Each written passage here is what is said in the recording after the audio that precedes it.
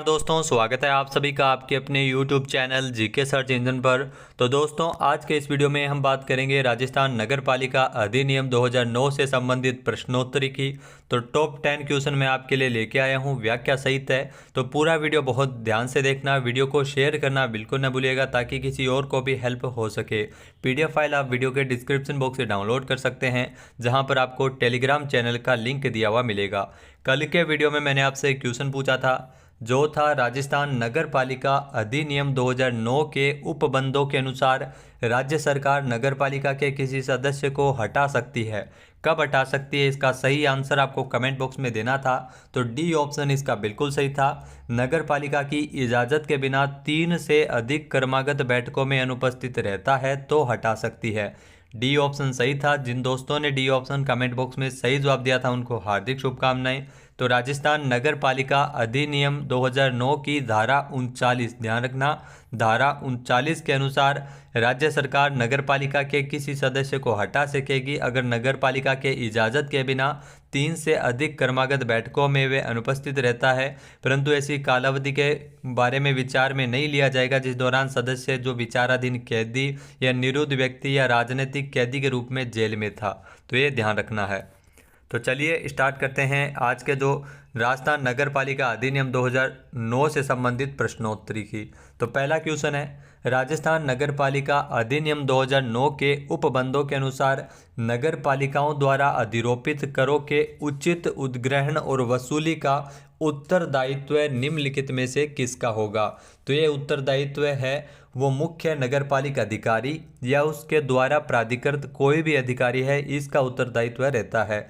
B option इसका बिल्कुल सही है। आइए जानते हैं इंपॉर्टेंट फैक्ट्स। तो राजस्थान नगरपालिका अधिनियम 2009 की धारा 127, ध्यान रखना, धारा 127, जिसमें करों को वसूल करने का कर्तव्य, जिसके अनुसार मुख्य नगरपालिका अधिकारी या उसके द्वारा कोई प्राधिकृत कोई भी अधिकारी इस अधिनियम की धारा 102 और 103 के अधीन अधिरोपित करों, जो टैक्स है जिसमें नगरपालिका बाध्यकारी कर और अधिरोपित किए जाने वाले जो कर है उनको उचित उद्ग्रहण और वसूली के लिए उत्तरदायी हो सकता है। तो इसमें 2 उत्तरदायी हो सकते हैं, मुख्य नगरपालिका अधिकारी या उसके अलावा जो कोई भी प्राधिकृत अधिकारी है वो इसके लिए उत्तरदायी हो सकता है। नेक्स्ट जो क्वेश्चन है, राजस्थान नगर पालिका समितियों की शक्तियां, कर्तव्य और कृत्य नियम 2009 में वर्णित परिभाषाओं के अनुसार समिति निम्नलिखित में से किससे अभिप्रेरित है। तो समिति है वो राजस्थान नगर पालिका अधिनियम 2009 की धारा 55 के अधीन नगर पालिका द्वारा गठित समिति, यानी कि बी ऑप्शन इसका बिल्कुल सही है। आइए जानते हैं इंपॉर्टेंट फैक्ट्स। तो राजस्थान नगर पालिका समितियों की शक्तियां, कर्तव्य और कृत्य नियम 2009 के जो नियम 2 में वर्णित परिभाषाओं के अनुसार समिति से जो राजस्थान नगर पालिका अधिनियम 2009 की धारा 55, ध्यान रखना, धारा 55, जिसके अधीन नगर पालिका द्वारा गठित समिति से अभिप्रेरित है। अगला जो क्वेश्चन है, राजस्थान के नगर पालिका क्षेत्रों में जो समस्त भूमिगत उपयोगिताओं के नक्शों का संधारण निम्नलिखित में से किसके द्वारा करवाया जाता है। तो राजस्थान की अगर बात की जाए तो राजस्थान के नगर पालिका क्षेत्रों के अंतर्गत जो भूमिगत उपयोगिताओं के नक्शों का संधारण, ध्यान रखना, नक्शों का संधारण ये करवाया जाता है मुख्य नगर पालिका अधिकारी के द्वारा, यानी कि ए ऑप्शन इसका बिल्कुल सही है। आइए जानते हैं इंपॉर्टेंट फैक्ट्स।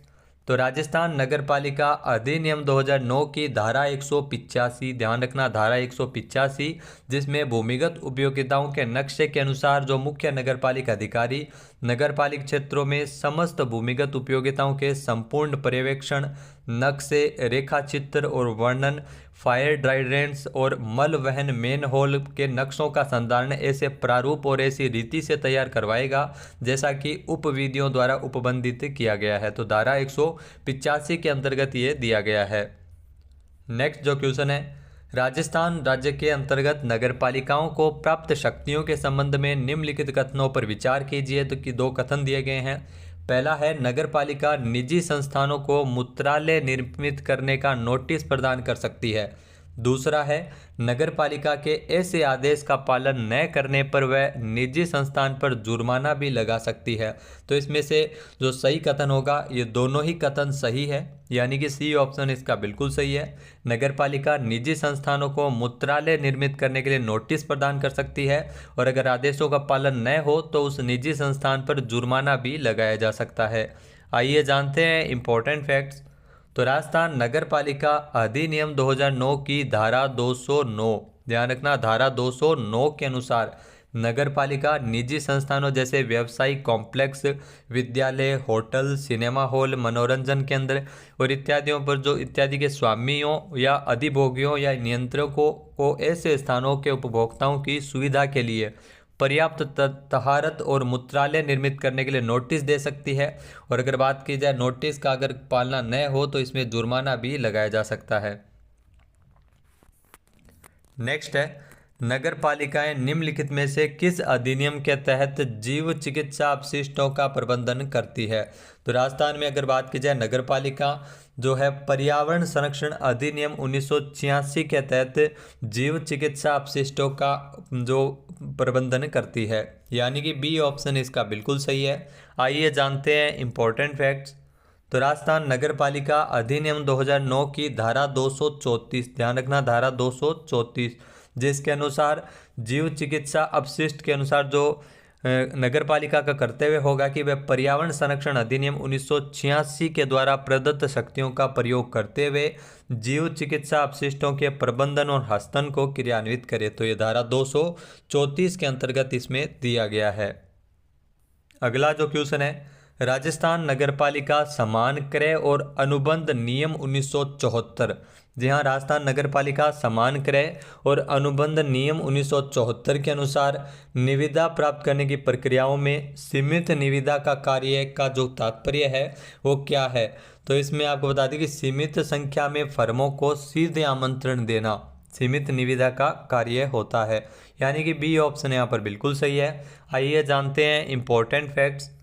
तो राजस्थान नगरपालिका समान क्रय और अनुबंध नियम 1974 के नियम 6 के अनुसार निविदा प्राप्त करने की प्रक्रिया निम्नलिखित रूप में होगी। अगर विज्ञापन द्वारा निविदा प्राप्त की जाती है तो खुली निविदाएं उनको बोला जाता है। सीमित संख्या में फर्मों को सीधे आमंत्रण द्वारा निविदा अगर प्राप्त की जाती है तो उनको सीमित निविदा, और जो केवल एक फर्म को आमंत्रण करके जो निविदाएं प्राप्त की जाती है उनको एकल निविदा बोला जाता है। नेक्स्ट है राजस्थान नगरपालिका समान क्रय और अनुबंध नियम 1974 के अनुसार उपबंधों के अनुसार जो यदि किसी निविदा के आमंत्रण पे निविदा पर्याप्त संख्या में प्राप्त न हो तब आपको बता दें कि तब नए सिरे से निविदाएं आमंत्रित की जाती है, यानी कि बी ऑप्शन इसका बिल्कुल सही है। जी हाँ, राजस्थान नगरपालिका समान क्रय और अनुबंध नियम 1974 के अनुसार तो उपबंधों में जो अगर किसी निविदा के आमंत्रण पर निविदाएं पर्याप्त संख्या में न आए तो दोबारा से नए सिरे से निविदाएं आमंत्रित करेगा। आइए जानते हैं इंपॉर्टेंट फैक्ट्स। तो राजस्थान नगरपालिका समान क्रय और अनुबंध नियम 1974 के नियम 5 में यह दिया गया है, जिसके अनुसार यदि किसी निविदा के आमंत्रण पर किसी भी कारण से निविदा उचित या पर्याप्त संख्या में जो प्राप्त न हो तो नए सिरे से निविदाएं आमंत्रित की जाएगी और निविदा आमंत्रण को सभी संभाव्य निविदाताओं को नोटिस के लाने के उपाय इसमें किए जाएंगे। नेक्स्ट जो क्वेश्चन है, राजस्थान नगरपालिका कार्य संचालन नियम 2009 के अनुसार नगर पालिका की जो बैठकें हैं वो साधारणतः कहाँ आयोजित की जाती है। तो इन बैठकों का आयोजन है वो नगर पालिका के कार्यालय में ही किया जाता है, यानी कि सी ऑप्शन इसका बिल्कुल सही है। आइए जानते हैं इंपॉर्टेंट फैक्ट्स। तो राजस्थान नगर पालिका कार्य संचालन नियम 2009 के नियम 3 में यह दिया गया है कि नगर पालिका की जो बैठकें होगी वो नगर पालिका की बैठक साधारणतः नगर पालिका के कार्यालय में ही आयोजित की जाएगी। अगला जो क्वेश्चन है, राजस्थान नगर पालिका अधिनियम 2009 के तहत समपरीक्षक की परिभाषा कहाँ से अभिप्रेरित है। तो ये ध्यान रखना, समपरीक्षक की जो परिभाषा है वो राजस्थान स्थानीय निधि समपरीक्षा अधिनियम 1954। तो 1954 आपको जरूर याद रखना है, जहाँ पर आपको समपरीक्षक की परिभाषा है वो इसमें दी गई है राजस्थान स्थानीय निधि समपरीक्षा अधिनियम 1954, यानी कि बी ऑप्शन इसका बिल्कुल सही है। आइए जानते हैं इंपॉर्टेंट फैक्ट्स। तो संपरीक्षक से जो राजस्थान स्थानीय निधि संपरीक्षा अधिनियम 1954 जो 1954 का अधिनियम संख्या 28 में परिभाषित है। संपरीक्षक यानी ऑडिटर भी कहते हैं, इंग्लिश में जो ऑडिट करता है उसको ही संपरीक्षक कहा जाता है। नेक्स्ट है राजस्थान नगरपालिका अधिनियम 2009 के अध्याय 5 में किसके संबंध में उल्लेख दिया गया है। तो राजस्थान नगरपालिका अधिनियम 2009 की अगर बात की जाए तो अध्याय 5 में नगरपालिका वित्त और नगरपालिका निधि के बारे में बताया गया है, यानी कि ए ऑप्शन यहाँ पर बिल्कुल सही है। आइए जानते हैं इंपॉर्टेंट फैक्ट्स। तो राजस्थान नगरपालिका अधिनियम 2009 के अध्याय 5 के अंतर्गत धारा 76 से 89 के, ध्यान रखना धारा 76 से 89 के, जहां पर आपको नगरपालिका वित्त और नगरपालिका निधि के संबंध में उपबंध दिए गए हैं। तो ये नगरपालिका अधिनियम 2009 के अध्याय 5 के अंतर्गत 76 से लेकर 89 के तक इसमें अध्याय 5 का वर्णन दिया गया है। अब बात करते हैं, आज के लिए आपका क्वेश्चन है राजस्थान नगरपालिका कार्य संचालन नियम 2009 के अनुसार किसी नगरपालिका की बैठक में कार्य संचालन करने के लिए गण पूर्ति हेतु न्यूनतम कितने सदस्यों की उपस्थिति आवश्यक है। इसका सही आंसर आपको कमेंट बॉक्स में देना है। और अगर ये वीडियो आपको अच्छा लगे तो इसको शेयर करना बिल्कुल न भूलिएगा। जय हिंद, जय भारत, जय राजस्थान।